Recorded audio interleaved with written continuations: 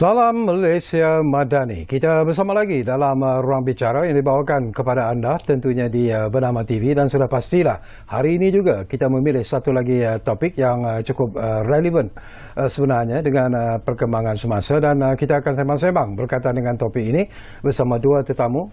Seorang sudah pun berada bersama saya di studio Ruang Bicara ini, dan seorang lagi akan kita hubungi nanti melalui kemudahan Zoom. Baiklah, topik yang menjadi pilihan kita merupakan topik yang dikira cukup panas ketika ini, iaitu tentang KWSP, simpanan persaraan versus kos sara hidup. Dan sudah pastilah ramai mungkin yang ada simpanan dalam KWSP dan mungkin juga memerlukan pinjaman ataupun pengeluaran wang. Sudah pun diberitahu bahawa mereka boleh menggunakan simpanan KWSP dalam akaun 2 ini untuk mendapatkan pinjaman dari bank. Dan ini merupakan isu yang menjadi perbincangan sebenarnya daripada pelbagai pihak. Apakah ianya sesuatu yang baik ataupun ianya mungkin akan memberi beban juga sebenarnya kepada mereka yang ada simpanan KWSP. Baiklah, ini topik yang akan kita sembang-sembang. Baik, izinkan saya dulu memperkenalkan tetamu yang sudah pun berada bersama saya di studio. Kita ingin mengucapkan jutaan terima kasih dan selamat datang kepada yang berbahagia Encik J. Solomon, yang merupakan Presiden Persatuan Khidmat Nasihat Pencarum Pelindungan Sosial Malaysia ataupun SPCAM. Jadi Solomon, apa khabar? Khabar baik, terima kasih. Ini pertama kali ke Solomon bersama kami di Ruang Bicara? Ya, mungkin pertama kali dalam Ruang Bicara. Tapi sebelum itu memang pernah? Ya, pernah datang. Ke program di Bernama lah. Bernama. Okey.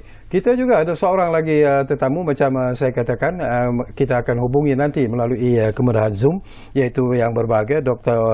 O. Ihsan, yang merupakan fellow kanan di Institut Hal Ehwal Antarabangsa Singapura. Halo Dr. O. Hello. Hey, how are you? Selamat malam. Selamat malam. Saya dengar doktor ada di mana? Di Sabah ya? Ya, hari ini di Sabah, baru terbang balik. Oh, itulah saya tunggu-tunggu juga bila Dr. O. Ihsan nak datang ke studio. Rupanya sudah sampai di Sabah. Ya. Okey, ini satu topik yang macam saya katakanlah cukup penting dan panas sekarang ini. Malah isu ini juga telah pun dibincangkan di Dewan Negara. Jadi kalau anda juga macam saya katakan, kalau ingin berkongsi pandangan dan juga pendapat ataupun bertanya apa saja berkaitan dengan topik ini, jangan lupa guna dua talian yang kami sediakan kepada anda di 03-2697-9767 dan juga 03-2697-9768. Baik, kita mulakan dulu lah bersama dengan tetamu yang ada di studio bersama dengan saya, Mr. Solomon. Barangkali ialah anda mungkin ada pandangan yang berbeza. Ada yang mengatakan bahawa ini mungkin satu langkah yang mungkin akan memberi kesenangan sebenarnya kepada mereka yang memerlukan sumber keuangan, terutamanya dalam menyambut perayaan seperti Hari Raya yang akan datang ini. Tapi ada juga yang mungkin akan memberikan satu situasi yang mungkin sedikit tidak baik kepada simpanan mereka dalam KWSP, terutamanya apabila melakukan pinjaman bank. Tetapi mungkin Mr. Solomon ada pandangan yang tersendiri. Okey, terima kasih. Pada pandangan saya, memang saya yakin kerajaan telah mengambil kira banyak faktor sebelum pelaksanaan ini. Kerana sebelum ini beberapa kerajaan telah menggalakkan pengeluaran simpanan KWSP, dan pencarum yang terdesak memang mereka mengambil peluang ini untuk keluar daripada KWSP. Saya yakin sejak permulaan pandemik hampir 4 kali telah dikeluar. Betul. Dan memang ada banyak pencarum masih terdesak.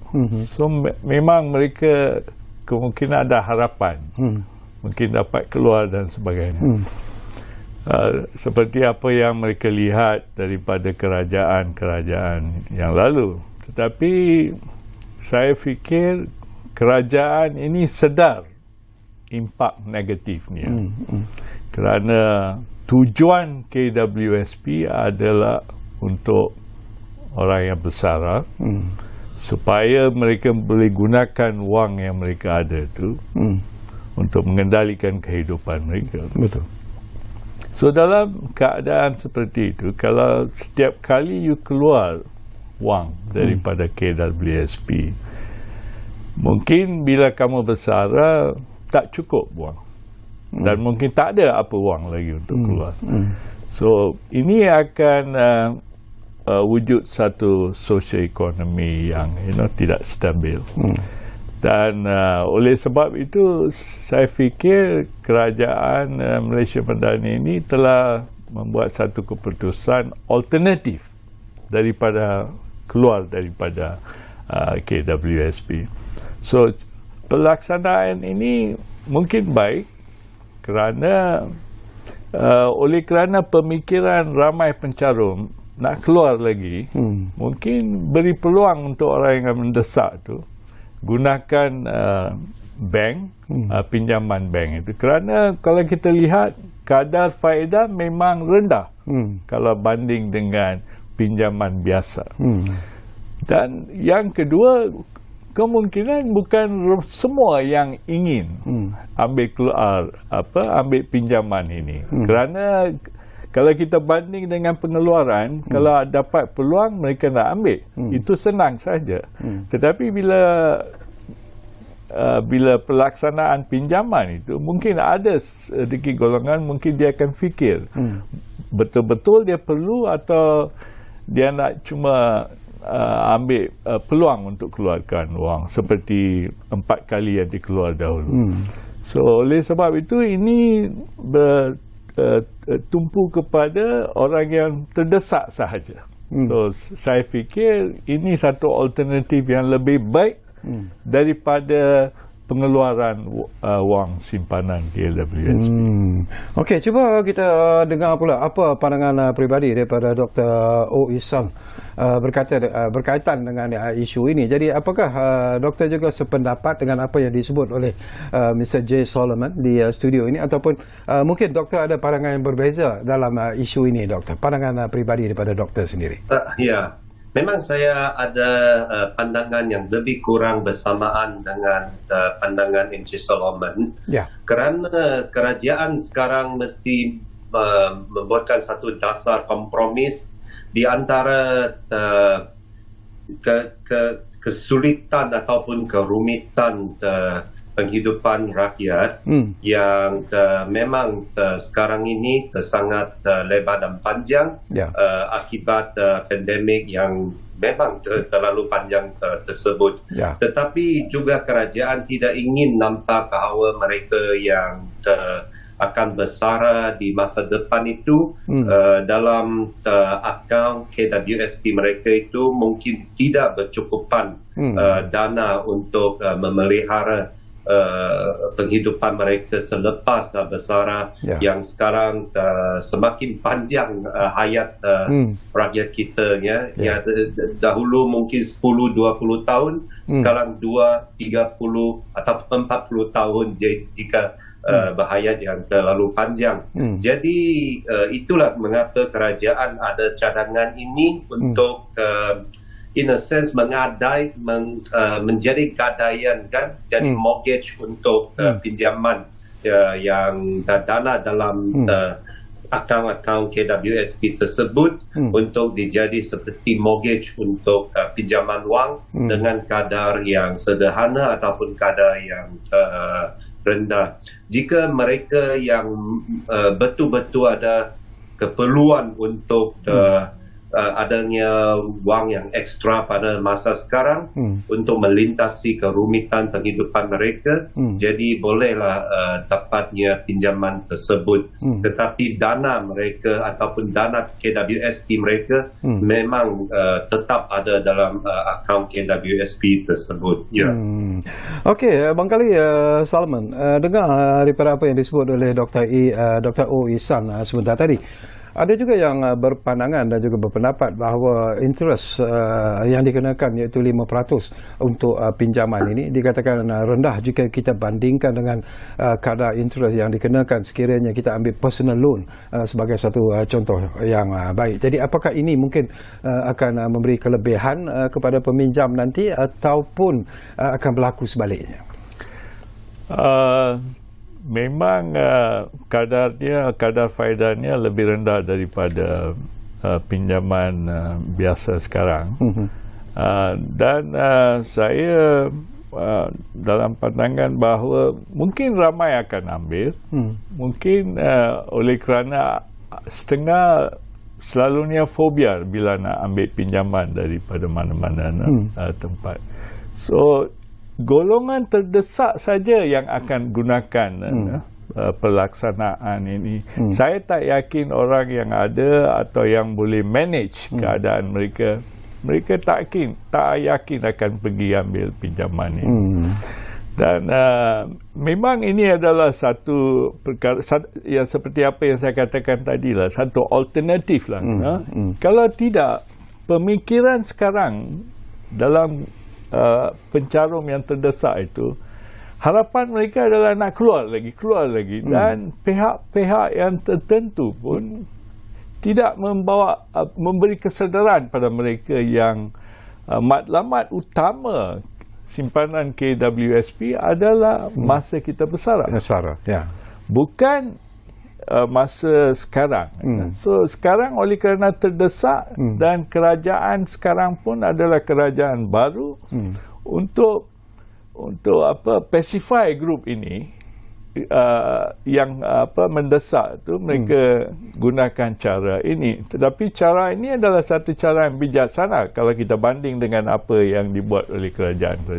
Kerana kalau dahulu you ambil wang itu keluar, sekarang wang itu masih ada di sana, cuma digunakan sebagai satu cagaran. Dan juga saya difaham bahawa cagaran itu pun sekiranya pencarum itu tak dapat selesai, mereka tak diberi permisi untuk ambil duit daripada KWSP wang daripada KWSP. So itu adalah satu, I think, pelaksanaan yang amat bijaksana oleh kerajaan kita. Kerana mereka memang faham kesusahan yang dialami oleh banyak rakyat Malaysia pada masa ini. So mungkin kita patut beri masa dan ruang untuk kerajaan sekarang untuk memperkenalkan pelaksanaan lain daripada sentuh atau bawa dekat dengan KWSP. Contohnya saya ingat kerajaan pun ada baru-baru ini mereka introduce makanan remah something makanan rahmah. Rahmah itu. Itu adalah satu it's a good cadangan. Dan lagi juga kerajaan Selangor pun memperkenalkan memastikan setiap kaki tangan mereka itu dapat 1 bulan gaji sebelum hari raya. So inisiatif seperti inilah saya ingat kemungkinan kalau kerajaan Malaysia ni kalau mereka memperkenalkan boleh mengatasi masalah terdesak yang dialami oleh pencarum-pencarum. Bila Solomon menyebut tentang golongan terdesak itu sendiri, ada juga yang mengatakan bahawa kalau kita lihat daripada apa yang dilakukan sebelum ini dalam pak pengeluaran yang dibenarkan sebelum ini, terutamanya semasa pandemik COVID-19, semasa PKP khususnya, ada yang mengatakan bahawa mungkin juga ianya akan memberi impak ataupun kesan kepada KWSP itu sendiri dari aspek jumlah wang yang ada dalam KWSP untuk pelaburan KWSP itu demi faedah penyimpan ataupun pencarum KWSP itu sendiri. Sebagai contoh, dalam semasa 4 pengeluaran yang lalu dikatakan bahawa KWSP membelanjakan ataupun mengeluarkan lebih kurang 145 bilion ringgit dalam usaha untuk memenuhi permintaan pencarum ketika itu. Jadi apakah Solomon melihat ini juga perlu dilihat secara serius? Ya, kerana masa itu, masa pandemik pada awalnya, semua orang terdesak. Kita lihat apakah masa depan kita pun tak tentu. Dan sebenarnya kerajaan harus belanja wang atau beri wang untuk kepada orang yang terdesak. Tetapi oleh kerana kerajaan pun tak ambil tindakan seperti itu, memang mereka gunakan dana pekerja juga. So dana pekerja digunakan untuk bekerja.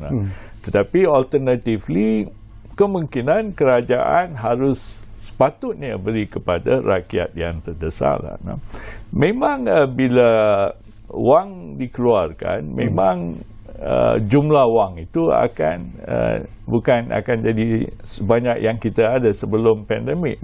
Tetapi oleh kerana kebijaksanaan KWSP, pegawai-pegawai KWSP, mereka masih mengekalkan keuntungan, bukan seperti dulu, tetapi mereka dapat bayar dividen yang berpatutan, yang pencarum pun terima.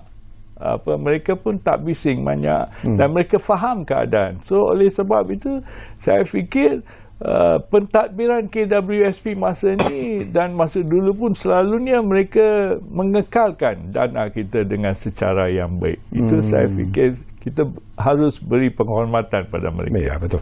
Baik, cuba kita dengar pula apa pandangan Dr. O. Ihsan sendiri dalam isu ini.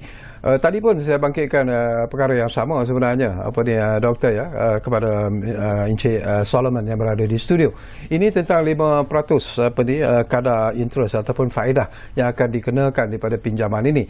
Jadi apakah pandangan doktor sendiri bahawa ini merupakan satu kadar yang mungkin akan memberikan satu keadaan yang selesa sebenarnya kepada pencarum-pencarum KWSP yang membuat pinjaman daripada bank ini?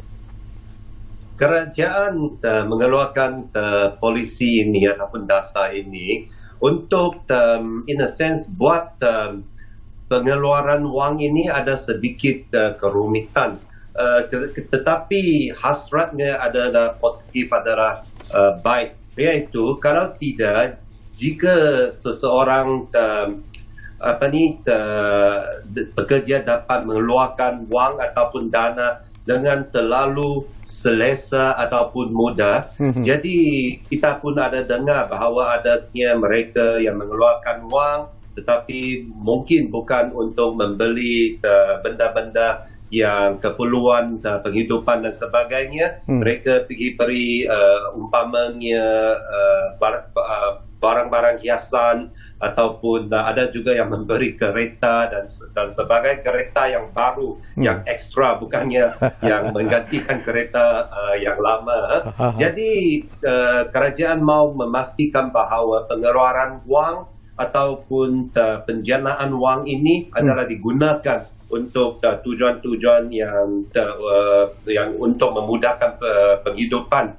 Jadi dengan dalam itu kadar faedah yang 5% itu memang adalah sangat sederhana, kerana jika kita mau buat personal loan, iaitu sekarang 8-10% pun ada. Umpamanya bank-bank selalu juga memujuk saya untuk dapat personal loan tersebut, tapi kadarnya terlalu tinggi. Ada 2 digit iaitu kadar faedah. Jadi dalam pada itu, jika kesemua pekerja-pekerja mengeluarkan dana mereka daripada akaun KWSP, jadi pihak pengurusan KWSP pun tidak cukup lagi dana untuk melabur di dalam syarikat-syarikat untuk mendapat returns yang seterusnya menjadi dividen kepada pekerja-pekerja, ya. Jadi kalau saya ingat, jadi pengurus besar ataupun CEO KWSP pun ada bercakap begitu, bahawanya jika adanya pengeluaran yang lebih lagi, dia akan tidak cukup dana untuk mereka untuk melabur. Kalau mereka tidak cukup dana untuk melabur, jadi tiada dividen. Jadi dividen KWSP bukan lagi 8-9%, mungkin ataupun 3%. Jadi itu dalam masa depan pekerja-pekerja juga menjadi susah jika mereka berterusan dengan pengeluaran dana yang tersangat selesa, yang tersangat mudah. Ya. Baik, Dr. O. Ihsan dan juga Encik J. Solomon yang berada di studio. Kita akan berehat dulu buat seketika, dan seperti yang saya ingatkan lagi di awal tadi, bahawa kalau anda juga mungkin ingin berkongsi pandangan dan juga pendapat ataupun bertanya berkaitan apa saja berkaitan dengan isu yang menjadi pilihan kita di ruang bicara ini, jangan lupa gunakanlah kesempatan yang kami sediakan kepada anda melalui dua talian, iaitu 0326979767 dan juga 0326979798. Baik, kita rehat dulu dan kembali semula sebentar lagi bersama kami Ruang Bicara yang kami bawakan kepada anda tentunya di Bernama TV. Kita jumpa lagi selepas ini.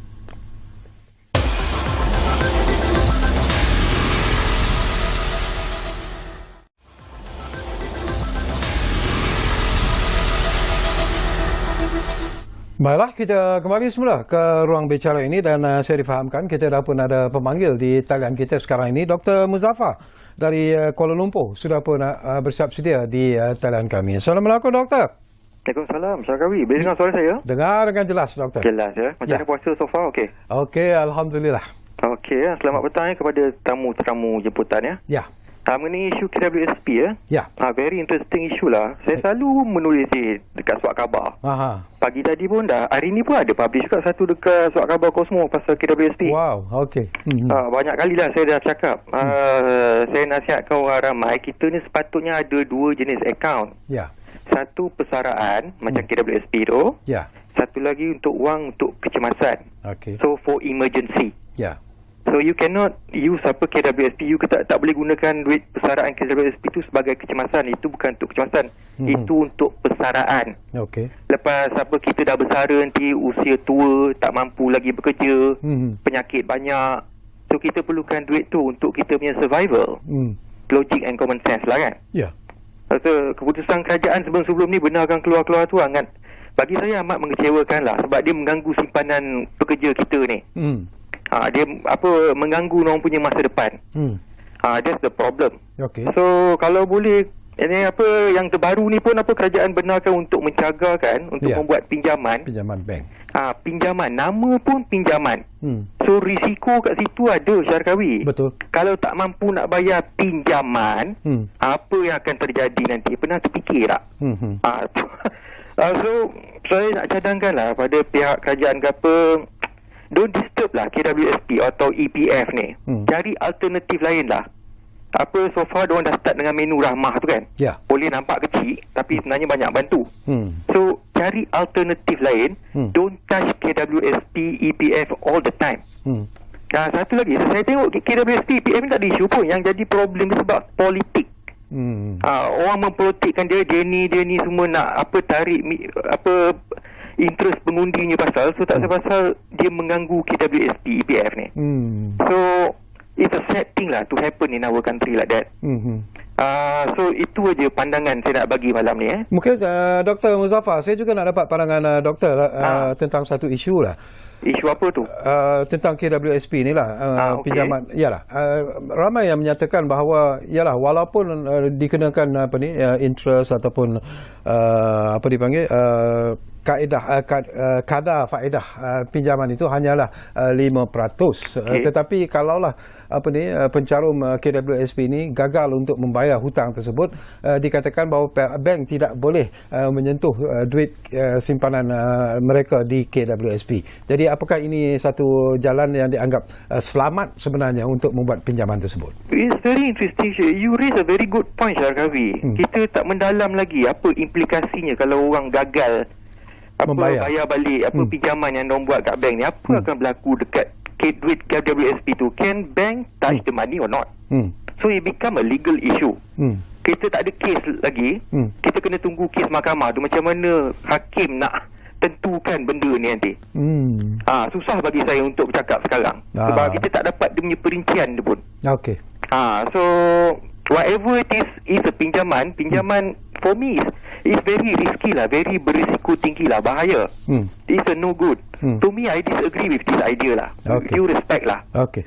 Okay, itu saya nak bagi tahu. Baik, terima kasih banyak-banyak Dr. Muzaffar dari Kuala Lumpur. Satu perkongsian yang cukup baik dan menarik sebenarnya. Jadi barangkali Mr. Solomon, respon anda daripada apa yang disebut oleh pemanggil kita itu tentang risiko itu yang terpaksa dihadapi oleh peminjam-peminjam menggunakan wang KWSP, meminjam wang daripada bank itu. Pandangan doktor tadi tak salah seperti apa pandangan daripada panel juga, kerana kami berdua pun panel pun mengatakan matlamat simpanan KWSP itu sebenarnya janganlah kita lari daripada matlamat itu. Dan memang kerana itu kita kata bagus yang kerajaan sekarang tu tak ambil tindakan yang sama seperti kerajaan lain untuk keluarkan simpanan daripada KWSP. So itu adalah satu tanda yang baik. Dan memang kalau boleh kita janganlah ambil daripada KWSP, tetapi kalau kita lihat sejarah, dahulu pun kita ambil wang untuk komputer, kita ambil wang daripada KWSP untuk pendidikan, kita ambil wang untuk deposit untuk housing, kita ambil wang untuk ada settle housing loan pun ada juga. So benda semua ni kita dah belajar, kita dah lihat dan kita dah lihat macam mana kekurangan EPF, wang simpanan dalam EPF. So 4 withdrawal tak sudah ambil, telah diambil, dan kita kali ini kerajaan tak biarkan pengeluaran wang.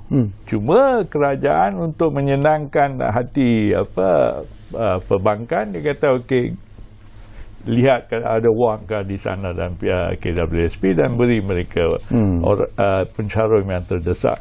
Tetapi jaminan juga kerajaan beri, dia tak akan beri permisi untuk bank ambil wang daripada KWSP sekiranya mereka gagal bayar. Dan pada masa yang sama 5% kalau kita lihat apa Along dia buat, apa kredit company lain yang buat untuk rakyat yang mendesak, kita tidak mahu mereka pergi ke jalan itu.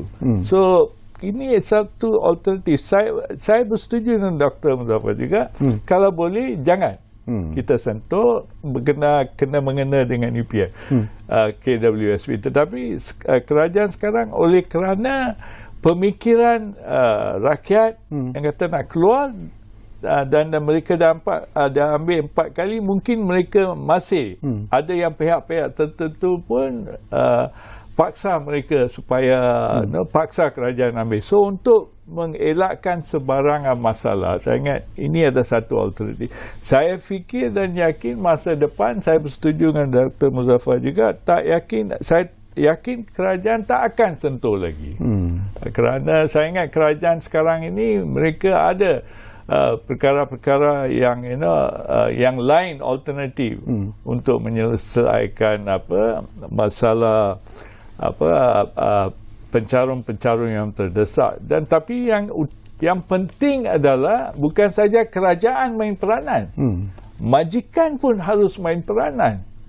Kalau majikan yang dibantu oleh kerajaan bila mereka ada masalah, dan majikan pun kena hutang budi kerana ada korporat yang mengalami bankrupt pada satu masa dulu, masalah kewangan, kerajaan pun biarkan wang KWSP diguna untuk menyelamatkan keadaan mereka. So masa sekarang majikan pun harus main peranan yang penting supaya bantu kerajaan untuk mengatasi masalah pencarum yang terdesak.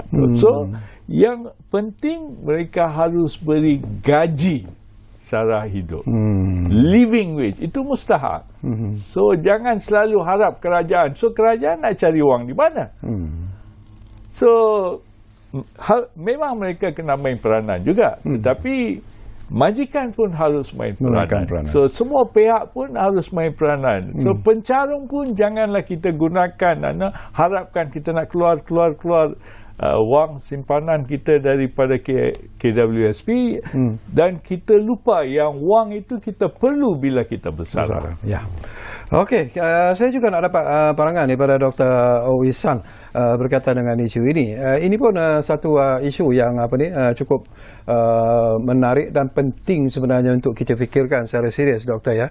Kalau kita lihat nisbah hutang ataupun pinjaman isi rumah di Malaysia ini adalah dikatakan 84% kepada keluaran dalam negara kasar ataupun KDNK. Dan jadi kalaulah kita benarkan pula mereka membuat hutang daripada bank dengan menggunakan cagaran KWSP itu sendiri, ianya seolah-olah seperti mereka yang mungkin sedang menghadapi situasi hutang yang agak serius, situasi ekonomi yang agak serius, tetapi terpaksa membuat pinjaman bank pula untuk melunaskan hutang itu, seolah-olah menggali satu lagi lubang yang akhirnya akan memerangkap peminjam-peminjam ini. Pandangan doktor? Ya, memang kadar perhutangan kita ini sangat tinggi dari segi kerajaan maupun dari segi peribadi. Kerajaan pun hutang banyak seperti apa yang dikatakan oleh Yang Amat Berhormat Perdana Menteri dalam ulasan belanjawan beliau, dan secara peribadi juga kadarnya sangat tinggi seperti apa yang dikatakan tadi, 80%. Jadi sekarang negara ini kita in a sense mesti mau buat satu keputusan. Mahukah negara ini menjadi sebuah apa yang dikatakan welfare state ataupun negara kebajikan, di mana umpamanya pembayaran cukai kita adalah sangat tinggi, hampir 40-50%, tetapi kerajaan akan memberikan kebanyakan kebajikan tersebut, umpamanya persekolahan yang hampir percuma, dan juga kesihatan percuma, hampir percuma kita ada sekarang, tapi umpamanya persekolahan dan juga kehilangan kerja, kan? Jika kita hilang kerja, adakah apa yang dikatakan di Amerika Syarikat ataupun di Eropah welfare payment, unemployment benefits dan sebagainya. Kita mungkin di negara ini kita tidak ada umpamanya kebajikan tersebut. Jadi itulah mengapa kita ada yang dikatakan makan sendiri, kan? Kita mesti bergantung kepada caruman dana KWSP dan sebagainya untuk membela kerumitan penghidupan kita sendiri. Jadi jika kita mau buat satu solution yang berpanjangan, kita mesti meneliti apakah jenis masyarakat yang kita mahu, dia itu masyarakat kebajikan, ataupun kita continue dengan membayar cukai yang tidak begitu tinggi, tetapi kadar kebajikan itu pun tidak begitu tinggi. Jadi sebagai sebuah masyarakat, sebagai kerajaan, sebagai pengundi, kita mesti buat keputusan tersebut. Okey, Solomon, saya juga terbaca satu artikel yang ditulis oleh salah seorang profesor. Dia mengatakan bahawa kalau berdasarkan data semasa KWSP menunjukkan sebanyak 71% atau lebih 2/3 ahli yang aktif mencarum dalam kumpulan wang simpanan pekerja berumur 55 tahun dan ke bawah. Dan apa yang menarik di sini adalah mereka berada dalam situasi serius yang mana jumlah dana tidak mencukupi untuk bersara melebihi paras kemiskinan. Dan sebanyak 51.5% atau seramai 6.67 juta ahli KWSP di bawah umur 55 tahun pula hanya mempunyai simpanan persaraan di bawah paras RM10,000 pada hujung tahun 2022. Jadi bagaimana Solomon melihat situasi ini? Kita kena lihat sejarah kenapa kita ada wang simpanan yang amat kecil untuk golongan yang besar. Kerana sebelum tahun 2013, sebelum gaji minima diimplementasi, gaji kebanyakan adalah 400, 500 dan sebagainya masa itu. So memang kalau kita lihat sekarang, gaji mereka pun bukan kata naik banyak sangat dan tidak ada gaji berpatutan sehingga sekarang. So salah satu faktor yang kita lihat kenapa kita ada kekurangan dalam KWSP bukan saja bila kita ambil 4 kali pengeluaran wang, tetapi gaji upah yang diberi kepada pekerja adalah kurang. Dan memang upah itu bukan berpatutan.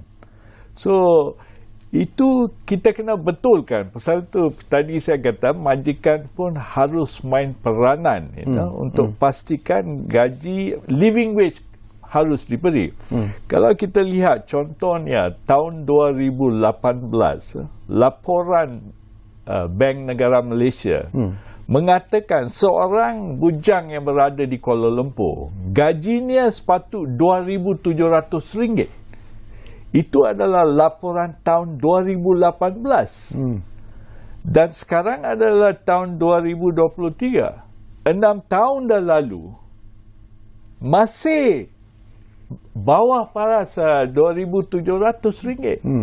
Gaji minima pun cuma RM1,500. Ya. So, dalam keadaan itu, sekarang memang kita nak betulkan keadaan. Saya haraplah kerajaan sekarang ini dengan secara gradual membawa gaji pekerja-pekerja sampai ke satu tahap di mana itu boleh dikenali sebagai gaji sara hidup. Sehingga gaji sara hidup tak diberi kepada pekerja-pekerja Malaysia, tak mungkin wang simpanan KWSP itu cukup bila kita bersara. Betul. Lebih-lebih lagi sekarang Malaysia dikenali sebagai aging population. Sekarang mereka kata, World Bank pun kata, kita harus gradually bersara, meningkatkan umur persarahan kita ke tahun 65, bukan 60. Ada juga MEF sendiri mengatakan itu akan deprive orang muda dapat kerja. Itu adalah satu pemikiran yang primitif atau tidak progresif, kerana kalau kita lihat di lapangan terbang Malaysia, di airport di Malaysia, kita tengok ramai pekerja asing yang datang setiap hari, ratusan yang datang, dan kita lihat kebanyakan mereka adalah orang muda. So bila orang muda yang datang, mereka mengambil kerja orang muda rakyat Malaysia. Bukan sebenarnya kalau kita meningkatkan umur persarahan, orang muda akan hilang peluang untuk dapat kerja. Itu salah anggapan. Sebenarnya kalau kita lihat, ada yang mengatakan kita ada hampir 3 juta pekerja asing. Ada yang mengatakan kita ada 6 juta.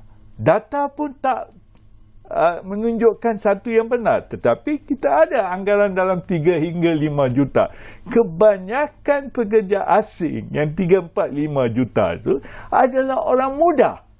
So mereka sebenarnya mengambil kerja orang muda di Malaysia, bukan orang persaraan yang ambil kerja orang muda. Kerana untuk majikan, mereka selalu menggunakan alasan ini supaya mereka dapat bawa pekerja asing dan bayar upah yang rendah. Betul. So ini adalah satu taktik yang selalu digunakan.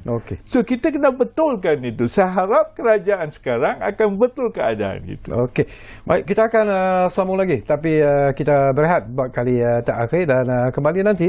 Mungkin tak banyak lagi masa yang tinggal, tapi ada lagi persoalan-persoalan yang mungkin sempat saya kongsikan bersama dengan kedua-dua tetamu saya. Seorang berada di studio dan seorang lagi kita hubungi melalui kemudahan Zoom. Kita rehat dan kembali semula Ruang Bicara Bernama TV.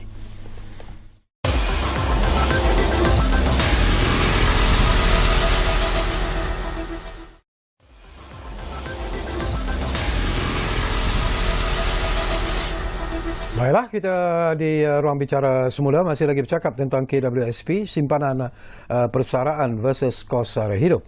Dan kita masih lagi bersama dengan yang berbagai, Encik J. Solomon, iaitu Presiden Persatuan Khidmat Nasihat Pencarum Perlindungan Sosial Malaysia, dan kita juga tentunya akan hubungi melalui kemudahan Zoom Dr. O. Ihsan, iaitu Fellow Kanan di Institut Had Ehwal Antarabangsa Singapura. Bangkali menarik apa ni Dr. O. Ihsan, bila kita bercakap tentang kehidupan rakyat Malaysia ini. Tadi pun sebentar lalu disentuh oleh J. Solomon.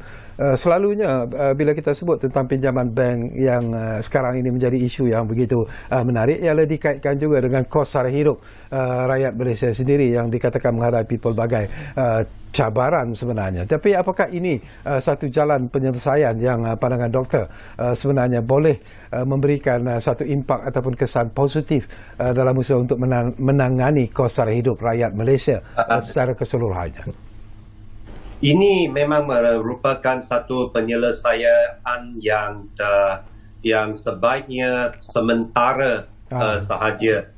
Ini mungkin bukan merupakan satu penyelesaian yang berpanjangan, kerana hakikatnya masalah itu terletak dalam perkembangan ekonomi kita yang memang tidak sebaik seperti yang dahulu. Dalam tahunan 80-an ataupun 90-an abad yang lalu tersebut, kita mempunyai kadar perkembangan ekonomi yang sangat tinggi dan juga banyak peluang untuk pekerjaan dan sebagainya.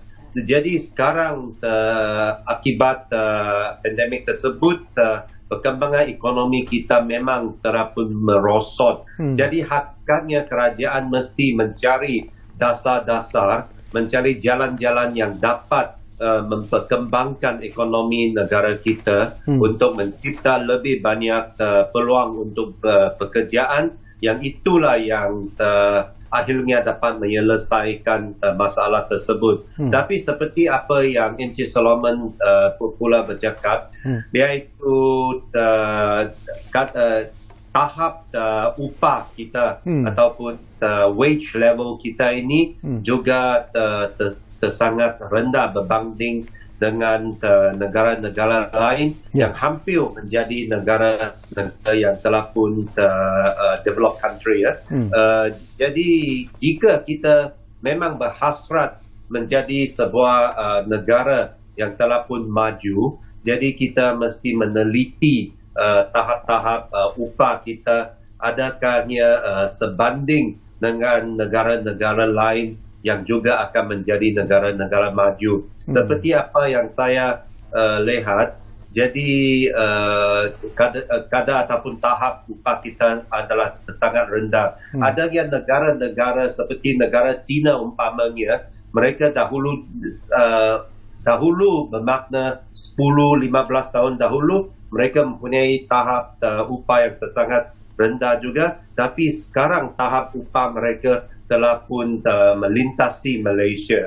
Jadi ini adalah buah-buah untuk fikiran kita untuk meneliti bahawa bagaimana kita dapat mempunyai penyelesaian yang lebih berpanjangan untuk masalah kos sara hidup ini.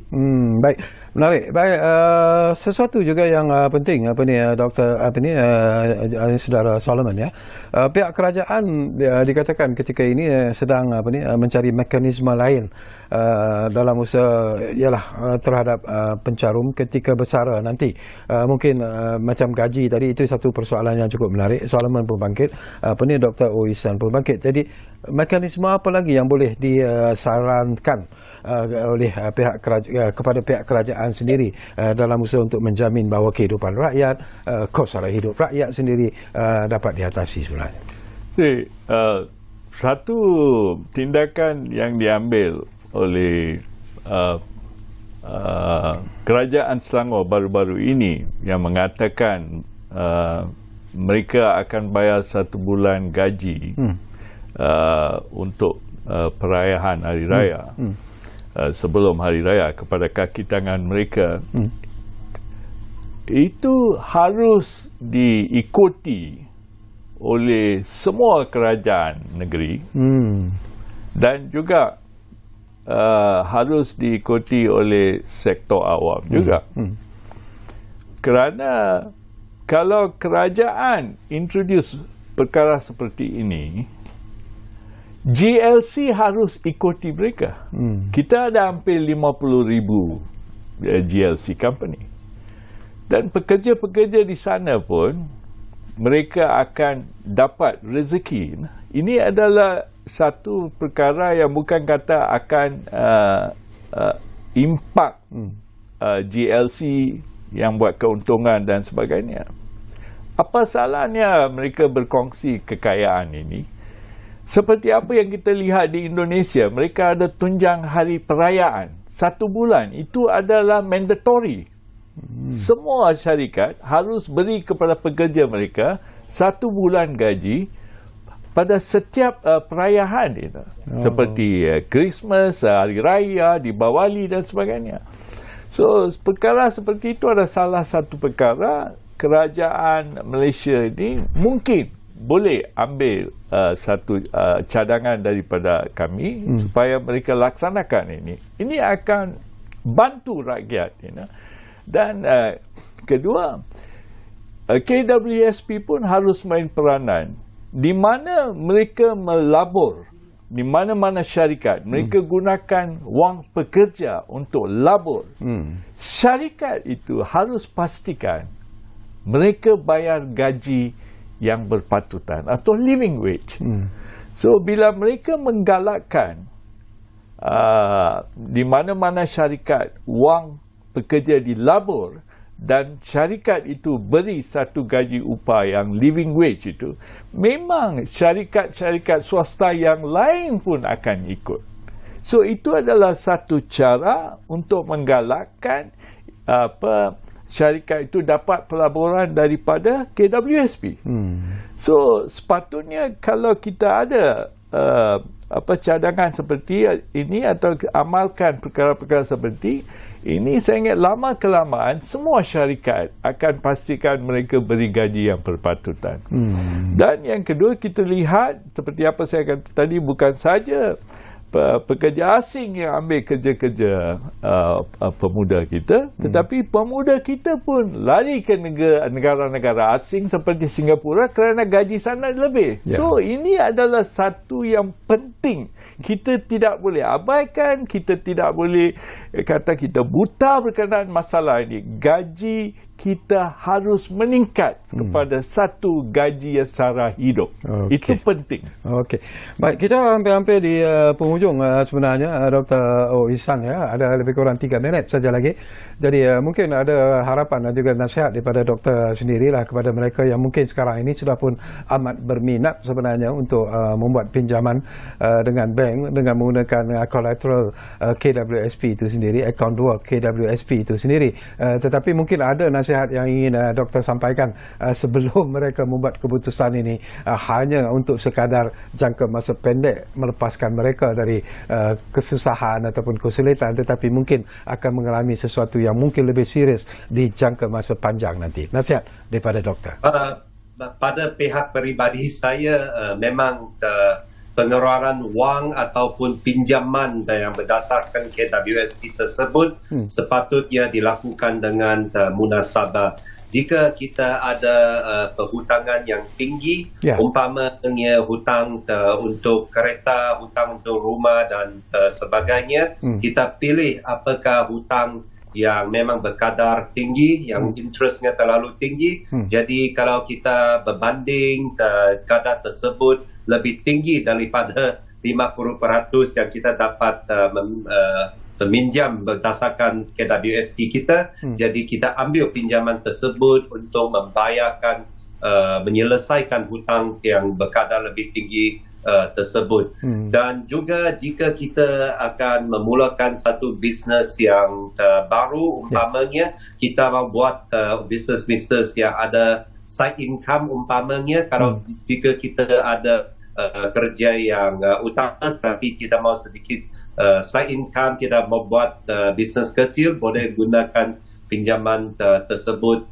jika kita ada umpamanya ahli-ahli keluarga yang sakit, yang perlu belajar dan sebagainya, kita seharusnya menggunakan pinjaman tersebut. Tapi janganlah seperti apa yang saya katakan, gunakan untuk beri kereta yang ekstra, yang baru dan barang-barang hiasan yang tidak berkeperluan.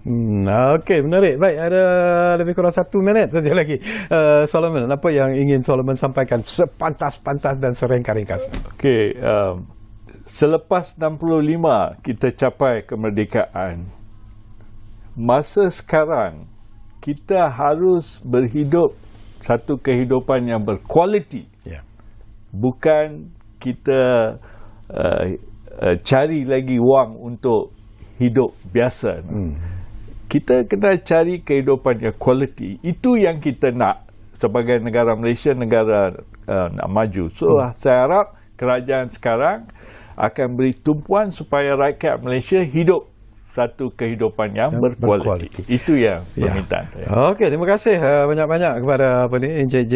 Solomon. Setinggi-tinggi terima kasih juga kepada Dr. O. Ihsan kerana sudi bersama kita di ruang bicara ini. Banyak lagi sebenarnya persoalan yang boleh kita kongsikan, tetapi kita akan bangkitkan isu ini dari masa ke semasa, dan mungkin ialah kita tak nafikan tentang kegairahan mereka yang mungkin merupakan pencarum KWSP yang ingin membuat pinjaman melalui bank dengan menggunakan akaun KWSP sebagai collateral, tetapi harus diingat bahawa ada risiko juga yang terpaksa mereka hadapi sebenarnya sekiranya pinjaman ini tidak dapat dilangsaikan mengikut seperti apa yang ditetapkan oleh pihak bank. Tapi apapun, terpulanglah kepada individu sendiri untuk membuat keputusan berkaitan dengan isu ini. Baiklah, terima kasih kepada anda yang menumpukan perhatian bersama kami di ruang bicara ini, dan seperti yang selalu kami sampaikan kepada anda, ruang bicara akan terus berbicara bersama anda dari masa ke semasa. Kita jumpa lagi.